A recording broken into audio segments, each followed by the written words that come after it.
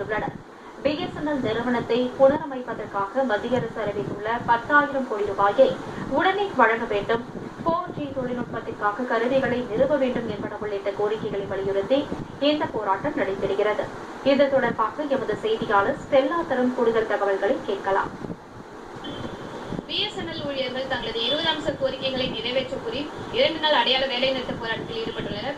நேற்றைக்கும் இன்றைக்கும் வேலைநிறுத்த போராட்டத்தில் ஈடுபட்டிருக்காங்க. குறிப்பாக இது இந்தியா முழுவதுமே இந்த வேலைநிறுத்த போராட்டம் நடைபெறுகிறது. கிட்டத்தட்ட 2.5 லட்சம் ஊழியர்கள் இந்த வேலைநிறுத்த போராட்டத்தில் தங்களது கோரிக்கைகள் நிறைவேற்றப்பட வேண்டும் அப்படின்னு சொல்லிட்டு ஈடுபட்டிருக்காங்க.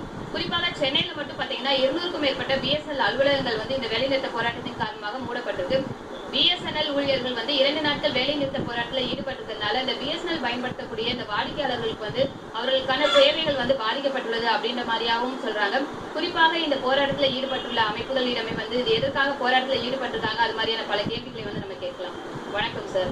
இப்போ நேற்றைக்கு இன்றைக்கு இந்த 2 நாட்கள் வேலை நிறுத்த போராட்டத்தில் ஈடுபட்டிருக்கீங்க. குறிப்பாக அந்த 20 அம்ச கோரிக்கைகள் அப்படின்னு சொல்லிட்டு ஈடுபட்டிருக்கீங்க. என்னென்ன கோரிக்கைகளை வலியுறுத்தி இந்த போராட்டத்தில் ஈடுபட்டிருக்கீங்கன்னு சொல்லுங்க.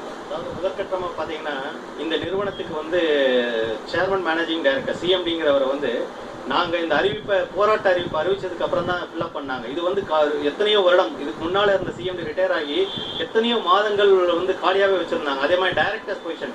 ஸோ இதெல்லாம் அவங்க டாப் மேனேஜ்மெண்ட்ல அவங்க தான் முடிவு எடுக்கக்கூடியவங்க. அந்த இடங்களை நிரப்பாம வைத்திருந்தார்கள். எங்களுடைய போராட்ட அறிவிப்புக்கு அப்புறம் தான் பாத்தீங்கன்னா சிஎம்டியே ஃபில் பண்றாங்க. ஸ்டில் இன்னைக்கு டேட்ல டைரக்டர் பினான்ஸ், டைரக்டர் ஹெச்ஆர் பொசிஷன்லாம் வேக்கண்டா இருக்கு. இதெல்லாம் ஒரு நிறுவனத்துக்கு நடத்துறதுக்கு அவங்க எல்லாம் முக்கியமானவங்க. இது எங்களுடைய வாழ்வாதாரம். எங்களுடைய பிஎஸ்என்எல் இருக்கு இத்தனை வருஷம் சர்வீஸ் போட்டவங்க. எங்களுடைய வாழ்வாதாரமே இதுதான். பிஎஸ்என்எல் இல்லைன்னா நாங்க இல்ல. அதே வரியில சொல்ல போனா சேவ் நேஷன் சேவ் பிஎஸ்என்எல். அதாவது நாட்டை பாதுகாப்பும் பிஎஸ்என்எல் பாதுகாப்புங்கிற 2 வரி தான். இந்த 20 அம்சமும் இந்த 2 வரியில இருக்குது. இதுக்காகத்தான் நாங்க போராடுறத எந்த விதமான ஒரு எம்ப்ளாயிஸ் பர்சனல் பெனிஃபிட் கிடையவே கிடையாது. பிஎஸ்என்எல் பயன்படுத்துறதுல மக்களிடையே ஒரு ஆர்வம் இருக்கு. ஏன்னா அது ஒரு அரசோடது. அதுல சலுகைகள் நிறைய இருக்கலாம், இல்ல கட்டணம் ரொம்ப குறைவாக இருக்கலாம்னு சொல்லிட்டு. ஆனாலும் அந்த பிஎஸ்என்எல் பயன்படுத்தக்கூடிய வாடிக்கையாளர் மத்தியில் இருக்கக்கூடிய ஒரு பிரச்சனை என்னன்னா அதுக்கான சர்வீஸ் அந்த அளவுக்கு இந்த பிரைவேட்டுக்கு அளவுக்கு இல்ல அப்படின்ற மாதிரி ஒரு குற்றச்சாட்டு சொல்றாங்க.